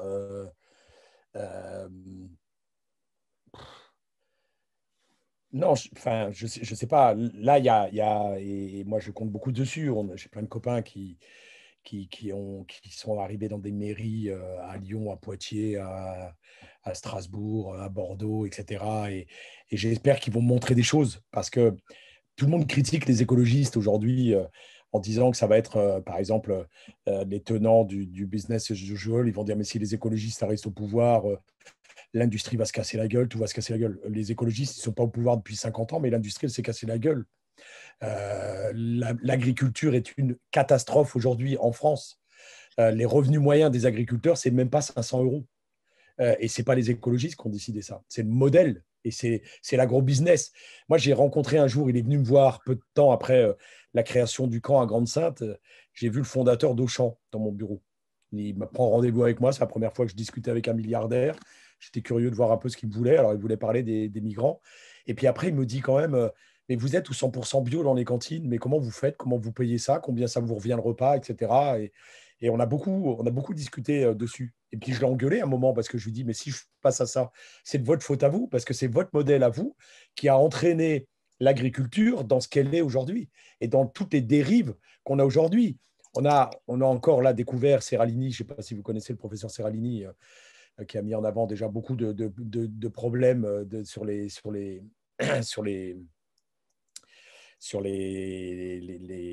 les engrais toxiques, enfin comme le Roundup ou des choses comme ça, a fait plein d'études. Il vient justement avec d'autres, avec François Veyrette de Génération Future, de mettre en avant qu'il n'y a pas que le glyphosate qui était mauvais. Tous les produits qui sont à côté du glyphosate sont encore pires que lui. Donc, on est en train de se rendre compte des ravages qu'on fait sur la santé, le modèle de développement qu'on a créé, fait sur tout le monde. Donc, en fait, pour moi, l'écologie, et c'est pour ça que j'allais répondre à écologie intégrale, écologie politique, sociale écologie, je ne sais pas ce que ça veut dire. Enfin, si, je vois bien, et Dominique a apporté des nuances, mais moi, il n'y a que l'écologie qui peut résoudre l'ensemble des problèmes auxquels on est confronté, l'ensemble des crises. Dominique le rappelait tout à l'heure, je crois qu'on n'a jamais connu une société avec autant de crises simultanées. Crise énergétique, crise démocratique, crise sanitaire, crise dans tout, quoi, de la biodiversité, crise climatique, bien évidemment, crise des matières premières. Je ne sais plus, une fois je l'ai listé, j'ai pris le temps de les lister, j'étais arrivé à 13. Et on ne s'en sort pas. On ne voit pas le bout de ce tunnel-là parce qu'il n'y a aucune proposition politique par les décideurs, les gouvernants, qui remettent en cause ce modèle et qui va résoudre les crises. Regardez, on travaille sur le Covid, on cherche un vaccin pour le Covid, mais il n'y a aucun euro qui est dépensé sur les causes qui ont généré le Covid. Aucun. Donc forcément, ça va nous retomber sur la tronche. Et au lieu d'être le Covid-19, ça sera le Covid-20, le Covid-21. Et on va voir, regardez ce qui se passe avec la grippe aviaire. Et à chaque fois, ça revient, mais on ne s'attaque pas aux causes de ce qui crée la grippe aviaire derrière. Et c'est bien ça tout le problème. Et c'est là où l'écologie entre en fonction. Est-ce qu'elle doit s'appeler intégrale dans tous les sens qu'on peut donner à intégrale? Oui, l'écologie, elle doit être partout. Elle doit être dans tous les champs du quotidien, des décisions, des champs d'action politiques. Je le disais tout à l'heure, à l'échelle d'une ville, ce qu'on fait à l'échelle d'une ville, il faut le faire à l'échelle des gouvernements, à l'échelle européenne. Ça rejoint une question qui est derrière. Est-ce que c'était plus facile d'être maire ou est-ce que c'était, je ne sais plus comment, quel est le plus... l'échelle la plus importante pour agir pour la transition énergétique, il y a les deux, et toutes les échelles sont bonnes. L'échelle régionale, puisqu'il va y avoir des élections régionales dans quelques mois, elles sont déterminantes parce que les régions, elles ont le pouvoir de savoir ce qu'on fait avec l'espace. Le schéma d'aménagement des régions, c'est les régions qui le décident. Donc, c'est qu'est-ce qu'on garde comme surface agricole, où on urbanise, comment donc on préserve la biodiversité. À l'échelle d'une ville, c'est pareil. Qu'est-ce que je garde comme espace vert? Dans ma ville, c'était 127 mètres carrés d'espace vert par habitant. C'est 95% de la population qui vit à moins de 300 mètres d'un espace naturel. C'est des choix, parce que j'ai préservé des terres. J'avais des demandes d'acheter des terrains pour construire des maisons. Je disais non, on a besoin de ces espaces de respiration dans la ville. C'est un choix de société, c'est un choix politique qu'on fait au niveau local. Il y a la même chose à faire au niveau national et il y a la même chose à faire au niveau européen. L'Europe, là, c'est l'Europe qui a décidé. Alors, elle a été adoptée il y a peu de temps, la politique agricole commune. Et c'est comment on va financer, quelle agriculture on va financer. Malheureusement, ils ont décidé de financer la même agriculture qu'avant, avec un petit peu plus de bio derrière, mais loin d'être suffisant pour même respecter les objectifs climatiques que l'Europe s'est fixés à travers la politique agricole commune. Donc, voilà, à tous les niveaux, il faut jouer et il faut avoir cette cohérence. On ne peut pas décider dans le champ de la politique agricole, par exemple, quelque chose qui va à l'encontre du champ des politiques climatiques ou quelque chose qui sera à l'encontre des politiques de mobilité, comme on soutient le rail en Europe, par exemple, c'est aussi déterminant, ou l'énergie. Quelle énergie on va déployer demain? Moi, je travaille au groupe pour les Verts européens sur justement le dossier de l'hydrogène. Quel hydrogène on veut derrière? Nous, on dit on veut de l'hydrogène uniquement à base d'énergie renouvelable, d'électricité renouvelable. Et pourquoi on veut cet hydrogène? Ce n'est pas qu'on soit des fans de l'hydrogène, c'est parce que et ArcelorMittal, qui est sur le territoire de Grande-Synthe, produit chaque année 7 millions de tonnes d'acier. Et pour produire ces 7 millions de tonnes d'acier, il renvoie dans l'atmosphère 13 millions de tonnes de CO2. Un peu plus d'une tonne de CO2 par tonne d'acier produit. Et cette usine-là, à elle toute seule, c'est 2% des émissions de CO2 de la France. Donc, on peut avoir une action très forte en disant, ben voilà, on va produire de l'hydrogène vert et on sait faire aujourd'hui en Europe de l'acier vert, de l'acier zéro carbone. Et il n'y aurait pas de conséquences énormes pour le consommateur final parce que ça changerait, parce que notamment une voiture, par exemple, qui serait faite avec cet acier 100% renouvelable, enfin zéro carbone, pardon, 100% zéro carbone, elle coûterait en gros 100 € de plus sur le coût d'achat d'une voiture. C'est quoi? C'est le prix d'un pneu de la roue de secours. Il n'y a même plus de roue de secours, vous allez me dire, mais c'est le prix d'un pneu d'une voiture, 100 € en gros. Donc voilà, on sait faire, on sait comment le faire, on mesure les répercussions que ça peut avoir et on ne prend pas la décision politique de le lancer. Et dans la négo, et je continue la négociation avec les différents groupes politiques européens demain, et c'est extrêmement dur parce qu'ils veulent faire de l'hydrogène à base de pétrole, de l'hydrogène à base de gaz, en faisant les apprentis sorciers, en allant capter, en faisant de l'hydrogène à base de gaz, on va capter le CO2 qu'on émet et on va aller l'enfouir dans les champs de pétrole vides en mer du Nord ou dans des mines qui sont plus utilisées partout ailleurs. Enfin, on a tous et donc on va devoir investir dans des carbonoducs et tout cet argent qu'on investira là-dedans, on ne l'investira pas dans la production d'énergie renouvelable et c'est des vrais sujets. Donc voilà, l'écologie, elle peut être partout et elle peut, bien sûr qu'elle fait un programme politique. C'est même hyper simple pour un politique de dire je vais faire de l'écologie parce que s'il est cohérent, il a une réponse à toutes les questions qui se posent. Même les questions économiques, c'est une des questions qui était derrière, parce qu'au-delà on me disait, mais au-delà du courage politique, il y a peut-être aussi des enjeux économiques et d'emploi. Mais on n'arrête pas de le dire. Les énergies renouvelables, c'est 1 million d'emplois en Europe. L'agriculture dont parlait effectivement Dominique tout à l'heure, au lieu d'avoir des exploitations sur des centaines d'hectares pour un exploitant agricole, excusez-moi du mot. Il y a des défenseurs de l'agroécologie qui s'appellent des fermiers et qui revendiquent ce terme-là parce qu'ils n'exploitent pas la terre. Ils la respectent, la terre, et c'est toute la différence. Même dans la rhétorique, c'est important de faire cette nuance aussi. Donc, on peut mettre, et on l'a fait à Grande-Synthe, et grâce au revenu de transition écologique d'ailleurs, on a mis des gens qui cultivent 1 hectare 3 de terre et qui vont bien vivre. Ils ne vont pas vivre avec 500 € de revenus, ils vont vivre avec 1 500 € par mois de leurs 1,3 hectares derrière. Et donc, voilà, c'est ça qu'on peut multiplier. Et c'est vrai que les métiers de l'agriculture sont des métiers difficiles et que l'agriculture a du mal à trouver des ouvriers agricoles, mais c'est parce qu'ils ne sont pas payés aujourd'hui. Et c'est parce que les mecs, ils en meurent. Il y a un agriculteur qui meurt tous les 2 jours à cause des poisons qu'il étend sur ses champs. Donc, c'est tout ça qu'il faut inverser derrière. Et c'est tout ça qu'il faut prendre le temps d'expliquer aux populations. Il faut le temps de former ces populations. C'est une autre question sur quels sont les métiers de demain. Mais c'est des métiers, c'est même pas des métiers qu'il faut réinventer. C'est des métiers qu'il faut... Voilà, on n'a plus de métier de la réparation, par exemple. Eh bien oui, remettons des métiers de la réparation. Remettons des cordonniers, par exemple, en place. Pourquoi changer de paire de pompe? Parce que c'est une paire de pompe qui vient de Chine, qui a été exploitée des petits-enfants, etc., etc., et que c'est plus cher aujourd'hui de la faire réparer que de continuer à exploiter des pans entiers de population à travers le monde derrière. Donc, regardez ce qui se passe avec les réparations les réparateurs de vélos. Remettons des réparateurs aujourd'hui. Enfin, je veux dire, il faut arrêter de faire des objets qui ne soient pas réparables et relançons ces filières-là. Remettons au goût du jour les filières, ce qu'on appelait des filières courtes d'un certain nombre. Regardez ce que les couvreurs aujourd'hui pourraient... Enfin voilà, les gens qui sont dans l'isolation thermique des bâtiments, mais on savait faire de l'isolation thermique des siècles précédents. Regardez ces maisons qui ont des murs d'1 mètre derrière, ça avait une fonction. Ils ne faisaient pas des murs d'1 mètre pour avoir le plaisir d'avoir des murs d'1 mètre. C'est parce que ça avait des fonctions isolantes pour les abriter correctement. Et remettons tous ces concepts-là, remettons en place, ne réinventons pas l'eau chaude, ce n'est pas la peine. Tout existe et il faut relancer ces filières de travaux manuels, il faut relancer ces filières de la réparation, il faut lancer ces filières d'énergie d'avenir, de recherche, de lien social, et ce que disait aussi Dominique tout à l'heure. Il y a plein de Enfin, regardez ce qui se passe aujourd'hui avec même la numérisation et le fait qu'aujourd'hui, pour avoir un rendez-vous avec la sécurité sociale, avec l'agence pour l'emploi ou avec les machins, il faut passer par un ordinateur. Vous n'avez plus de relations humaines avec toutes ces administrations derrière. On a supprimé plein de postes dans ces fonctions-là et remettons aussi du lien humain avec l'administration, mais au-delà de l'administration, qui facilitent ce lien humain entre nos populations qui sont de plus en plus individualisées derrière. Donc, et l'écologie, c'est tout ça. C'est cette approche globale, pas intégrale, globale, de la vie en société. C'est le respect du vivant, donc c'est le respect de chacun des êtres.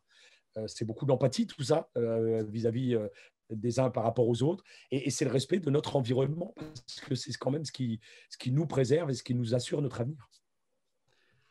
Merci beaucoup pour votre réponse. Alors, j'ai une question d'abord. Est-ce que vous acceptez qu'on déborde d'une dizaine de minutes si ça ne vous pose pas de problème? Très bien. Il y a Victorien qui commençait à aborder la question des énergies renouvelables et du nucléaire. Vous avez commencé aussi à aborder les énergies renouvelables. Moi, j'ai donc une question là-dessus. Vous avez expliqué qu'il faut qu'on utilise moins de matière.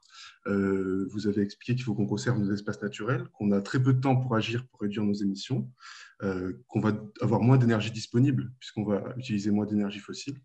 Donc, moi, le point que je trouve incohérent et j'ai beaucoup de mal à comprendre, c'est pourquoi est-ce que les écologistes sont aussi farouchement opposés à l'énergie nucléaire, qui n'est pas carbonée, qui présente des risques qui sont tout de même limités, à mes yeux. Voilà. Donc, quelle est votre position là-dessus? Surtout du coup d'Anna Carrel, peut-être qui je vais peut-être répondre en premier là-dessus. Ouais. Je vais juste revenir parce que c'est un très bon exemple pour vous montrer que ce dont il est question aujourd'hui, ce n'est pas du tout un retour au passé. Dans les sociétés traditionnelles, vous aviez du néolithique carrément jusqu'à, si vous voulez, la première société qui change ça, c'est Amsterdam. Amsterdam, 17e siècle, c'est la première révolution agricole. Et là, Amsterdam va réussir à distraire seulement, à distraire jusqu'à 50% de la population des champs. C'est la première fois que ça existe dans l'histoire humaine. Et avant, on distrayait entre 10 et 20% d'une population des champs.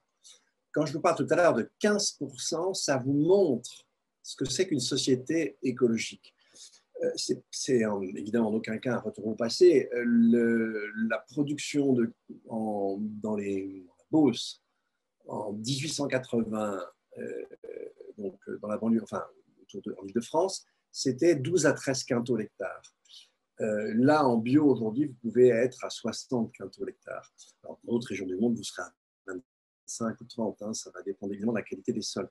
Mais en tout cas, si je vous dis 15%, ça vous montre à quel point, avec une agriculture qui n'est pas du tout chimique, qui n'est pas une agriculture de synthèse, grâce au savoir, grâce aux connaissances, on peut arriver à des rendements qui sont des rendements très, très intéressants et qui permettent de dégager un surplus pour continuer à avoir une société complexe et pour avoir des acteurs du secteur qui aient des revenus suffisants. N'oubliez pas ça, c'est fondamental dans ce que je vous ai raconté et il me semblait intéressant d'y revenir. Alors maintenant, sur la question du nucléaire, c'est vrai que c'est une question qui est relativement compliquée. Alors, ne dites pas déjà que le nucléaire n'émet pas de carbone. Si vous voulez, il a un gramme d'énergie, enfin un kilowattheure nucléaire, il y a un petit peu de carbone quand même. Vous avez du carbone du fait simplement des installations, hein, notamment vous avez l'exploitation minière, c'est carboné. Autrefois, c'est plus le cas maintenant, autrefois pour faire le carburant, il fallait qu'un des réacteurs sur les 50 soit complètement alloué à ça, c'est plus le cas maintenant, c'est moins énergivore. Et puis vous avez toutes les infrastructures, hein, qui sont des infrastructures en béton et en acier qui sont extrêmement lourdes en carbone. Donc c'est une énergie beaucoup moins carbonée que d'autres, mais ce n'est pas une énergie carbonée. Quand vous parlez de l'éolien, je suis désolé, ce n'est pas non plus une énergie qui n'est pas carbonée, c'est une énergie qui est moins carbonée. Quand vous parlez du photovoltaïque, ce n'est pas une énergie qui n'est pas carbonée, c'est une énergie qui est moins carbonée. Alors, elle pourrait être carbonée, il faudrait qu'elle soit non carbonée, il faudrait avoir un niveau de production suffisant pour qu'effectivement on fasse des panneaux solaires avec l'électricité de panneaux solaires et qu'on fasse des éoliennes avec l'énergie des éoliennes. Pour ça, il faut arriver à un certain niveau pour que ce soit possible. Alors, vous regardez, probablement que ça a dû changer peut-être déjà en 2019. On a un petit tassement de l'augmentation de consommation d'énergie au monde et un petit tassement des émissions. Donc ça, c'est déjà la première. Alors, le nucléaire présente différents défauts. Premier défaut, c'est qu'aujourd'hui, ce dont on a besoin, c'est d'avoir un changement de modèle énergétique sur 10 ans. Combien, je vous pose la question, combien vous faut de temps pour produire un EPR?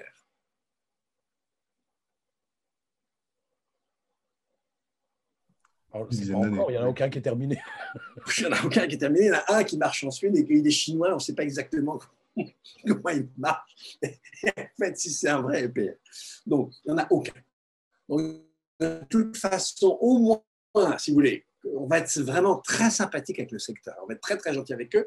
On va dire qu'il leur faut 10 ans pour produire leur machin. Ben, non, s'il faut attendre, si vous voulez, que l'humanité passe au nucléaire pour qu'on réduise notre consommation d'énergie et nos émissions, on n'y est pas, les amis. Là, on explose les 2 degrés. Ça, c'est déjà la première difficulté. Deuxième difficulté, c'est une, comment dire, le carburant lui-même, donc l'uranium 235, d'après nos amis géologues, et j'ai enseigné dans une faculté de géologues, on n'a pas franchement aujourd'hui des réserves qui permettraient de convertir une grande partie de la production d'électricité mondiale à l'uranium 235. Ça ne marcherait pas. Le 238, on ne sait pas faire. Le thorium, c'est pas totalement impossible. Alors, lui, il serait très, très fourni en revanche. Mais on n'a pas de prototype. Voilà, ça nous mettrait 20 à 30 ans. On n'est de toute façon pas dans le scope. Ensuite, vous avez la question de la sécurité. C'est ça le problème de l'EPR. On a voulu avoir un réacteur de génération 3,5 et donc il soit plus sécure que la génération 3. Et c'est pour ça que c'est très cher et qu'on n'arrive pas à le faire. Donc, on voit bien que là, on a vraiment un problème industriel de sécurité.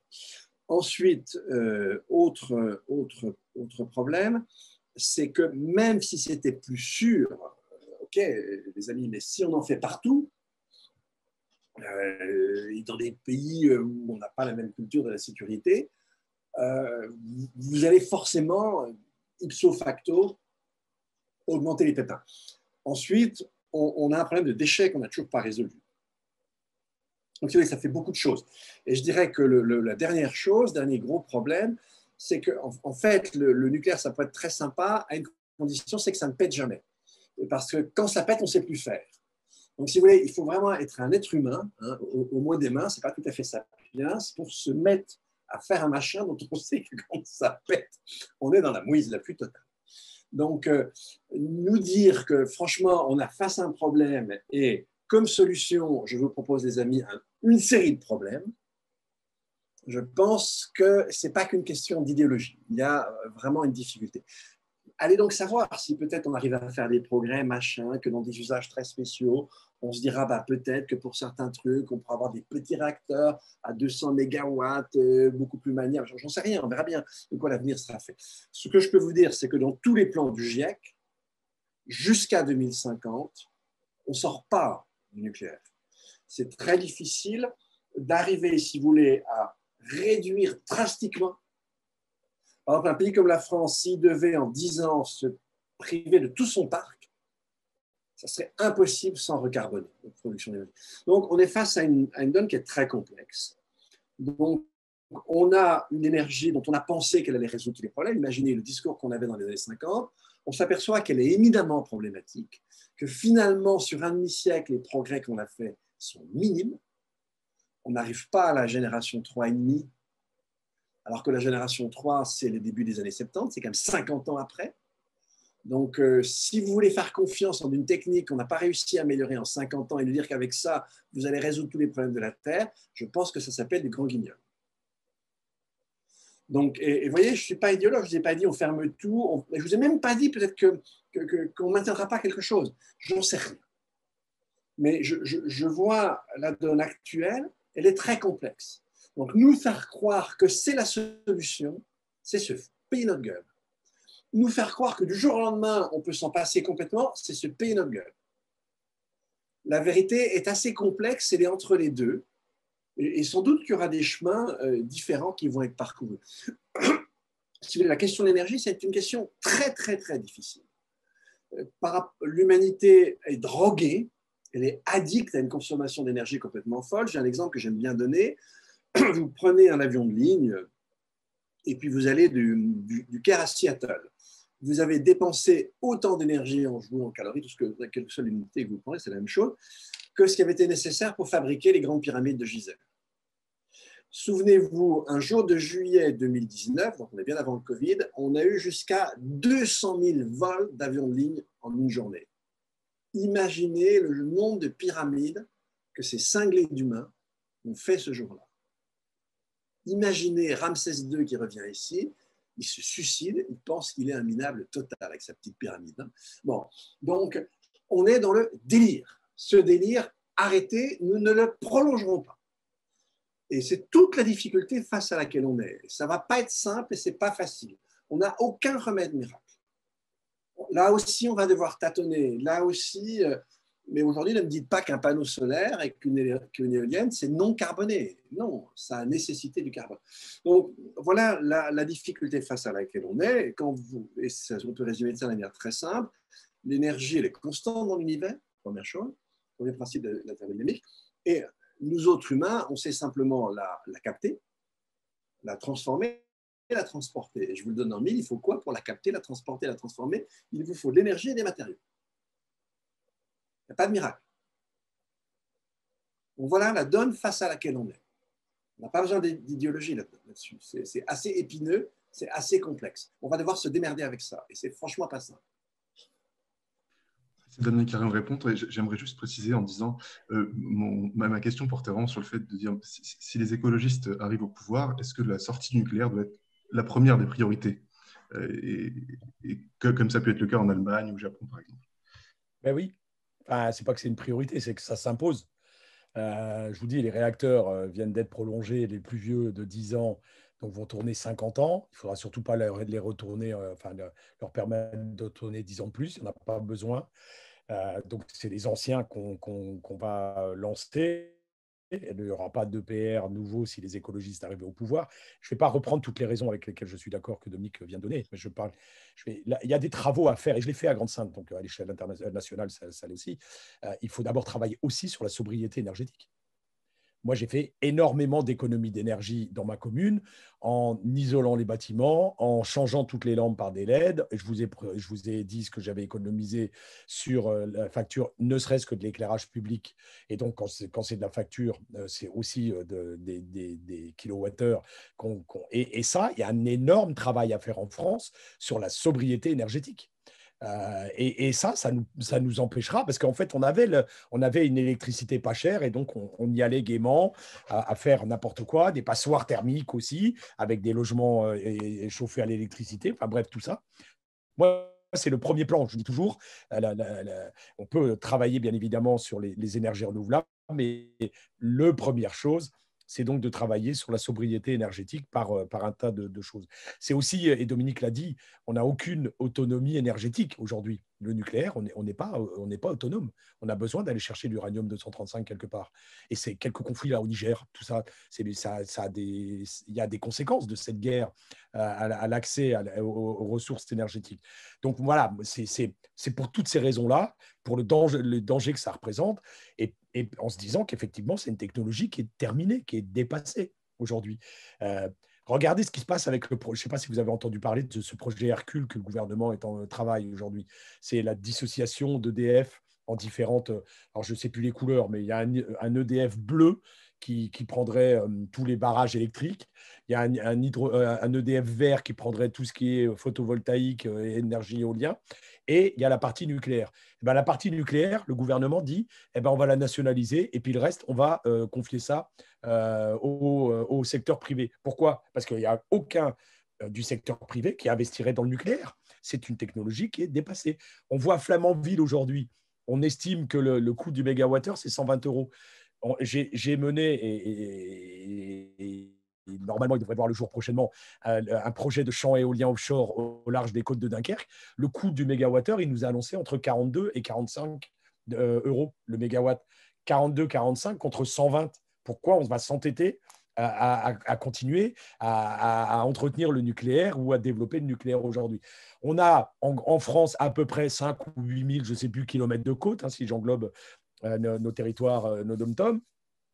On a une éolienne offshore en test en France parce qu'on n'a pas développé cette technologie. Donc, on pourrait déjà être beaucoup plus en avance que ça sur ces technologies. Donc, oui, effectivement, le nucléaire n'émet pas beaucoup de carbone, en émet peut-être même moins que les éoliens ou le photovoltaïque, même si sur le photovoltaïque, il y a plein de progrès qui ont été réalisés. Notamment, il y a une petite entreprise de Nantes qui fait du photovoltaïque sur un film qui pèse que dalle et donc qu'on pourrait mettre sur toutes les toitures de France, qu'on pourrait mettre dans plein d'endroits en France, et ben, il suffit simplement d'accélérer, d'investir et de permettre l'investissement dans ces mesures. Il y a des mesures au niveau européen qu'on est en train de développer, c'est de supprimer les taxes sur les énergies renouvelables pour pouvoir développer ça très rapidement parce qu'on en a un besoin vital. Là, pour ce qui est de l'énergie, donc moi, le premier pan, c'est d'abord travailler sur la sobriété énergétique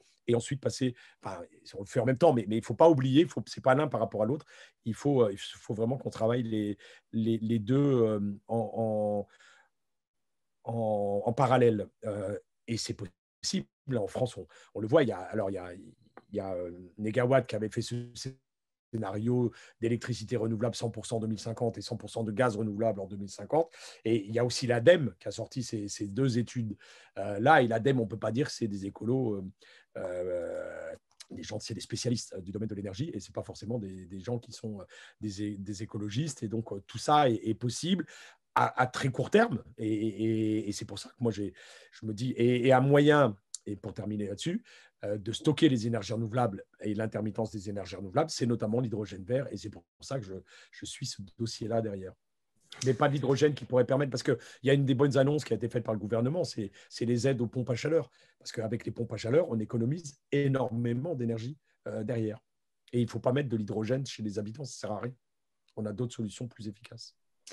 Merci beaucoup pour ces réponses. Je pense qu'on pourrait continuer longtemps sur ce sujet du mix énergétique et en particulier de l'énergie nucléaire qui suscite de nombreuses réactions. Peut-être une dernière question avant la conclusion. Messieurs Carême et Bourg, où est-ce que vous voyez en 2022 ? Paul vous annonçait en introduction l'un ministre de l'Environnement et l'autre président du Haut Conseil pour le climat, mais après des expériences politiques plus ou moins heureuses en fonction de vos situations, comment concevez-vous votre rôle à l'horizon 2022 ? Damien, tu vas commencer. Comment je conçois mon rôle à l'horizon de 2022 ? C'est de pousser de plus en plus à ce que l'écologie soit présente. C'est d'aller convaincre, d'aller montrer par l'exemple, encore une fois, c'est d'aller montrer la cohérence de nos approches. Voilà, moi, je me dis que si on n'y arrive pas en 2022, mais c'est déjà, j'ai fait 48 villes différentes pendant la campagne des municipales dernièrement. Parce que c'est la période, Dominique le disait, on a 10 ans entre 2020 et 2030 pour agir. Après, il est trop tard. Si on n'a pas enclenché très rapidement un certain nombre de choix énergétiques, de choix agricoles, de choix de mobilité dans les années là, dans les 6 prochaines années et dans les 10, enfin 2030, à horizon 2030, qui pourrait, je vous rappelle quand même qu'il y a une loi en France qui dit qu'on devrait baisser de 40% nos gaz à effet de serre en 2030. On n'est pas du tout sur cette voie-là. Et l'Europe a décidé que c'était 55% à horizon 55% à horizon 2030 et de la neutralité carbone à partir de 2050. Ça va être extrêmement compliqué au rythme où on part là. On est déjà en 2021. On a déjà perdu un an depuis les annonces et rien n'a changé. Et les orientations qui sont données ne vont pas dans le bon sens. Et le temps de mettre les machines en place derrière, il n'y a rien qui va commencer avant 2022.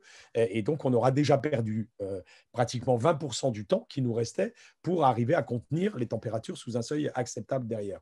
Donc, il faut enclencher une machine qui soit une machine qui parte de tous les côtés. Donc, ma contribution à 2022, ça va être faire de la pédagogie, mais ça va être aussi d'agir partout où on le peut, au niveau des collectivités, au niveau des régions, au niveau de l'Europe, pour montrer les incohérences. Et ça va être d'utiliser tous les biais. Moi, j'ai utilisé le biais de la justice et j'espère que ça paiera derrière, parce que ce n'est pas pour me faire plaisir à moi. Je ne prends pas ça comme une victoire en justice. Je prends ça, et comme l'affaire du siècle, c'est pour nous assurer un avenir. J'ai des enfants, j'ai des petits-enfants. J'ai envie de leur assurer quelque chose derrière. Là, on est en train de leur filer non seulement des déchets de tous ordres dont on ne sait pas quoi foutre pour des générations et des générations, des dettes par-dessus la tête parce qu'on a dépensé sans compter pour faire du grand n'importe quoi derrière, et en plus aujourd'hui des crises sanitaires qui vont se renouveler, en plus de la crise climatique qui risque d'être... Enfin voilà, moi j'ai envie de me battre pour assurer un avenir à tout ça.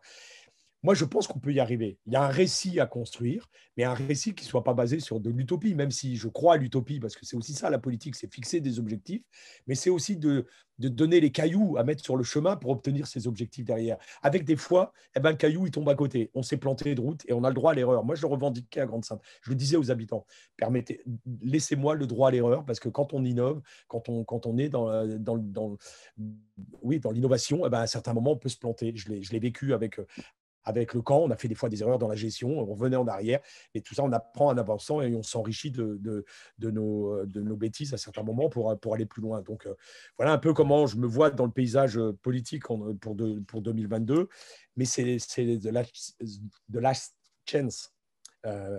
Parce que si on n'a pas l'écologie au pouvoir en 2022, franchement, il va falloir se battre de manière différente. Je pense, moi, que ça va...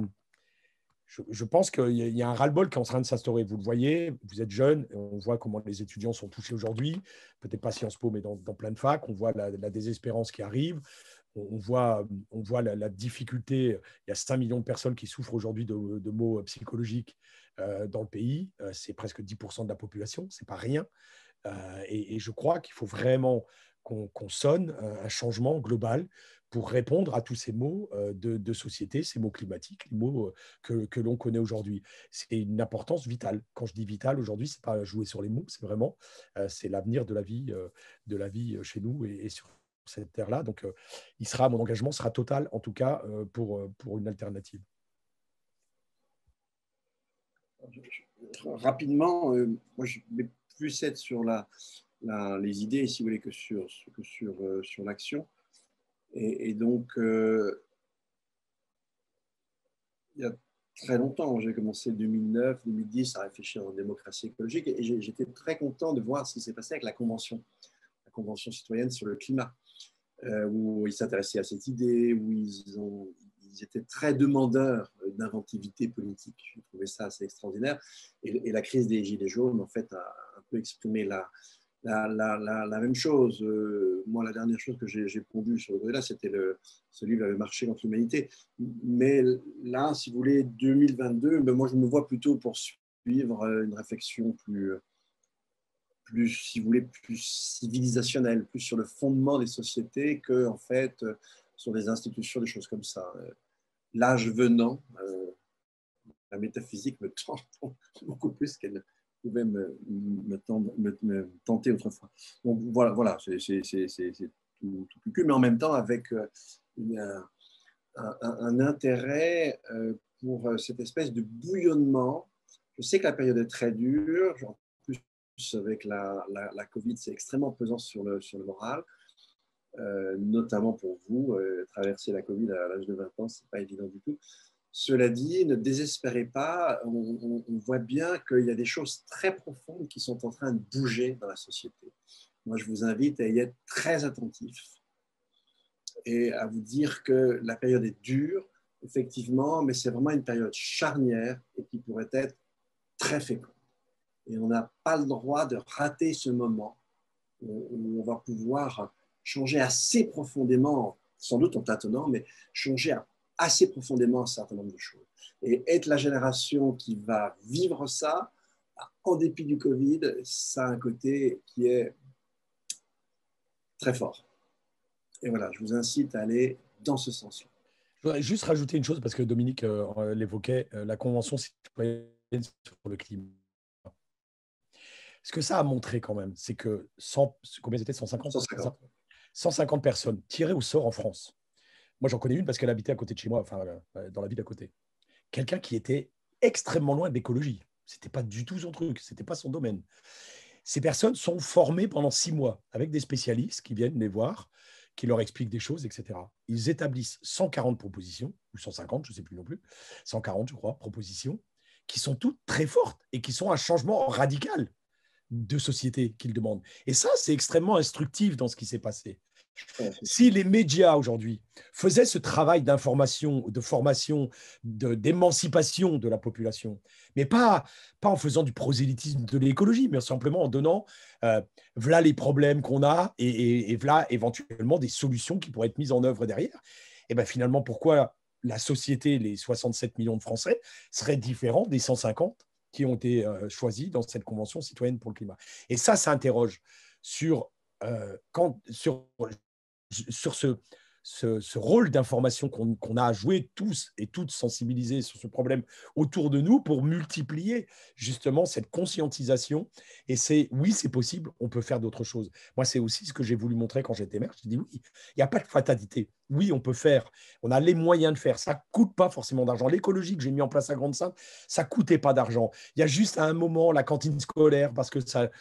pour des raisons autres. Mais aujourd'hui, comme on produit localement, puisqu'on a mis des terres en maraîchage à des maraîchers bio, ben voilà, on a le surcoût. Donc, l'écologie, ça ne coûte pas d'argent. L'écologie, c'est des économies. L'écologie, c'est du vivre ensemble. Donc, c'est ça aussi, on me demandait les moyens qu'on pourrait avoir. Il y a des moyens à mettre à certains moments. Et oui, il faut lutter contre l'évasion fiscale. Oui, il faut travailler sur une meilleure répartition des richesses dans ce pays. Parce que je vous rappelle les derniers chiffres aussi. Hein, les riches sont de plus en plus riches et les pauvres de plus en plus pauvres. Et il y en a de plus en plus. Il y a quand même un problème de répartition des richesses dans notre pays. Il y a un problème aussi, et Dominique l'évoquait, de PIB, de calcul de ce PIB. Hein. Si vous avez un cancer, c'est bon pour le PIB.